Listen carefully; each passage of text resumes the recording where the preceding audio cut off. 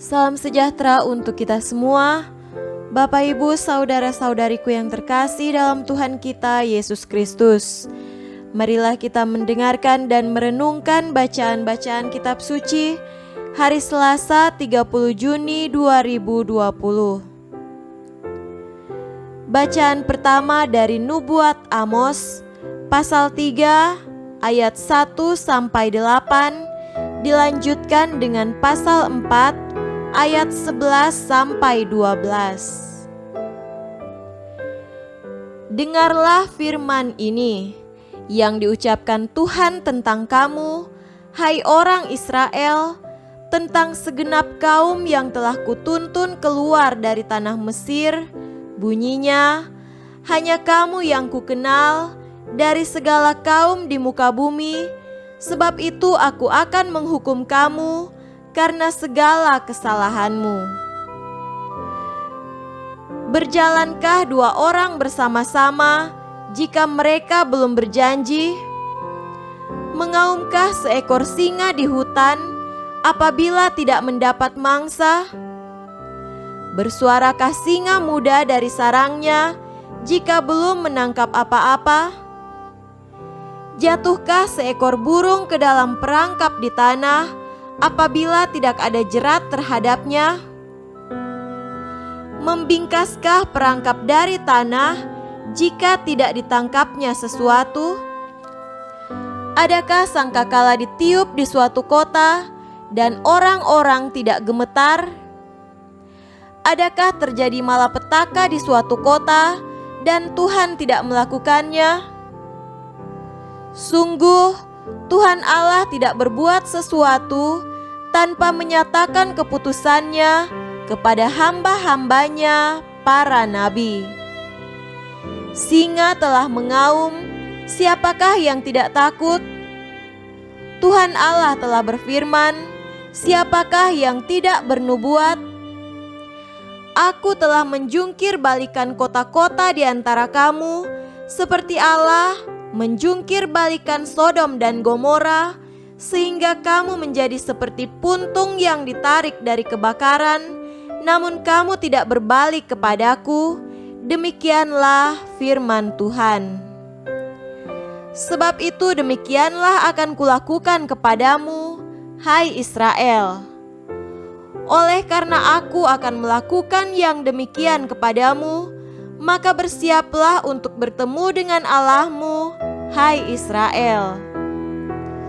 Demikianlah sabda Tuhan. Syukur kepada Allah. Tuhan beserta kita sekarang dan selama-lamanya.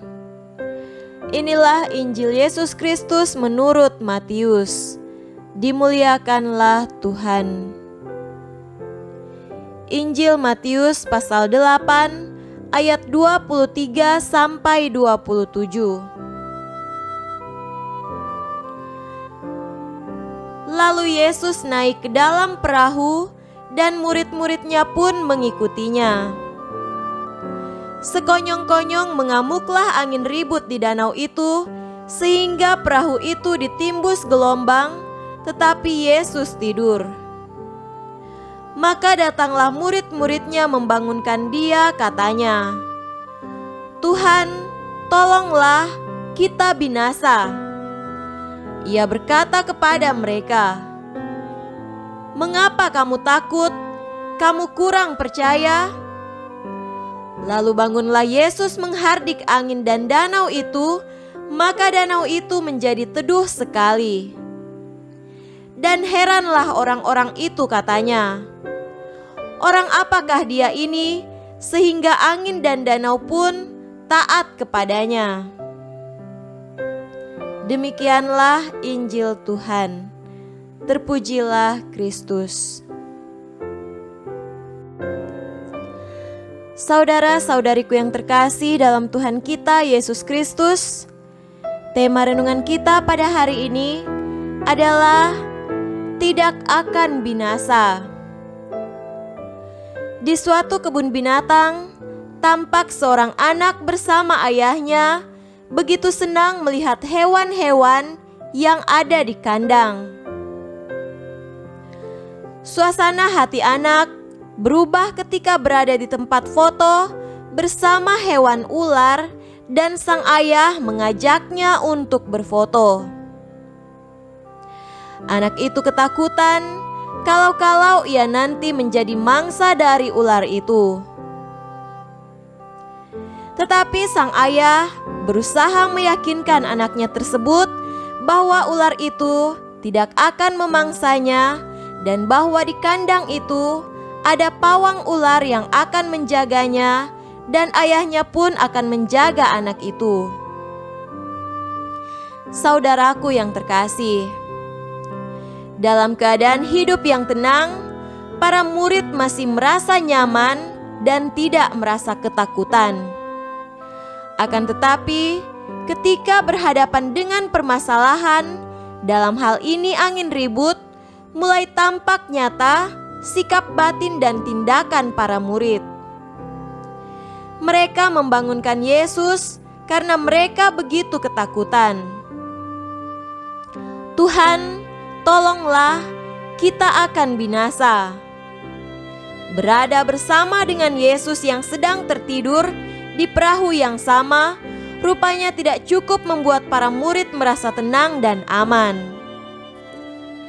Mereka tidak yakin bahwa Yesus yang sedang tidur dapat melindungi dan menyelamatkan mereka dari persoalan yang terjadi.